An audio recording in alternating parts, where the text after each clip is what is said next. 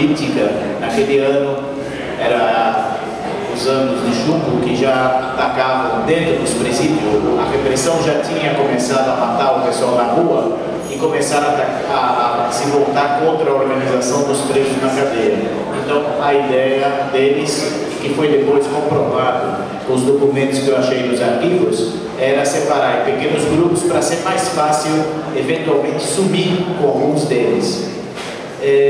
Nós, na época, um grupo importante de presos, não foram todos os presos, resolveram se rebelar contra essa política e iniciar uma greve de fome que teve duas fases, e o livro conta isso. A primeira fase teve 6 dias, depois eles nos enganaram dizendo: vocês parem a greve que a gente vai atender a reivindicação de vocês. Nós caímos no conto deles, caímos no conto do vigário, paramos a greve, mas nunca fomos, nunca se juntou todos os presos como a gente pediu. Então, fizemos uma abaixo-assinado, exigindo que eles cumprissem com a promessa deles.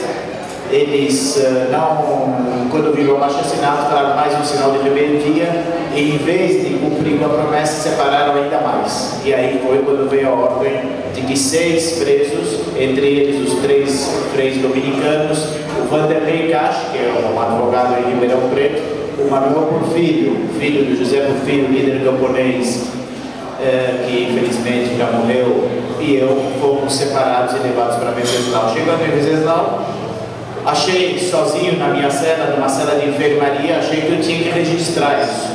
E fui escrevendo todo dia o que acontecia. Esse diário, o único que sabia da sua existência era o Frei Beto. Ficou durante 37 anos numa gaveta, e em 2007 resolvi me voltar a ele. Por quê? Porque eu achei justamente, Ivan, por que levou? Porque não tinha nenhum registro. Quando eu entrava na internet e via lá, quero saber sobre greve de fome de presos políticos, aparecia a greve de fome de 1979, que é um livro que também está aqui, que a Fundação Pessoa Branca está vendendo, do Gil Ney, que é Fome de Liberdade, que é uma greve de fome que fizeram os presos políticos em 1979, na época da anistia. Foi uma greve importante que deu a sua contribuição para que a lei de anistia fosse aprovada. Ela durou 30 dias. A nossa greve de 72, que não foi vitoriosa, não conseguimos nada, só conseguimos resistir aos propósitos de nos matar ou nos separar. Então, de nos fazer sumir. Ela durou 39 dias. Quando eu vi que não tinha nenhum registro histórico, achei que era meu dever para com as futuras gerações registrar isso, publicar esse diário, e esse diário é o que está no livro, enriquecido com uma pesquisa que eu fiz nos arquivos, com os documentos que eu achei que era o ponto de vista da repressão sobre isso. Essa resistência atrás das grades leva a uma situação maluca, né? O livro tem 2 episódios que eu acho que são muito importantes. Um é a transferência dos 6, que era o 7 na realidade, né? Depois foi cortado para o presidente Venceslau. Foi uma tortura de quase 24 horas que vocês passaram dentro de Camburão, sendo levados para lá. E ao chegar lá, tiveram uma briga com o médico. Eu queria que você contasse aí. Não, só o detalhe... Sem dar detalhes, o pessoal provavelmente... Sem dar detalhes. Não, mas realmente o livro, o diário, na verdade, começa com o relato da viagem. Essa viagem foi uma odisseia. Nós fomos a 7 pessoas, porque tinha mais um companheiro que estava na lista, que era de Ribeirão Preto também, chamava Mário Giuliani, é um camponês, só que ele estava tão doente que não conseguiu, os próprios médicos não deixaram ele viajar. Ele ainda estava sofrendo a sequela da primeira fase, tinha problema estomacal, então ele ficou. E nós, quando nós, às 5 da manhã, nos disseram que tínhamos que ir, perguntamos aonde nos estão levando. E só soubemos disso às 11 horas da noite, quando chegamos ao presidente Venceslau. E esse relato, essa foi a paralela, é o que ocupa 10 páginas do meu diário, é esse o relato dessa viagem que foi terrível, que é o que eu guardo lá. O carro voltou, nós fomos até a metade do caminho, aí veio uma contra-ordem, voltamos para a penitenciária. No meio do caminho, um dos pneus estourou, tinha 4 camburão, na verdade eram 4 carros, em 2 iam os presos, e em 2 era segurança. no meio do caminho, no carro onde estava o Frei Fernando, estoura o pneu, todo mundo pensa que é um atentado, se põe, enfim, todo está escrito no livro, essa viagem foi um relato. E a segunda, acho que a única vitória que conseguimos em Presidente Venceslau foi a vitória contra o médico, porque o chefe médico era um senhor chamado Osvaldo Murado, já faleceu, deve estar ardendo no inferno. Era um senhor que tinha sido presidente da Câmara de Vereadores e presidente Venceslau, era médico, e era um fascista que desde o primeiro momento nos queria obrigar a comer, colocava prato de comida na nossa cela, não deixava, até que nós nos rebelamos. Nós dissemos, com esse médico a gente não quer ser atendido. E lá, vocês têm que imaginar, o presidente Venceslau, a cidade hoje tem 30 mil habitantes, na época tinha 10 mil habitantes, não tinha outros médicos.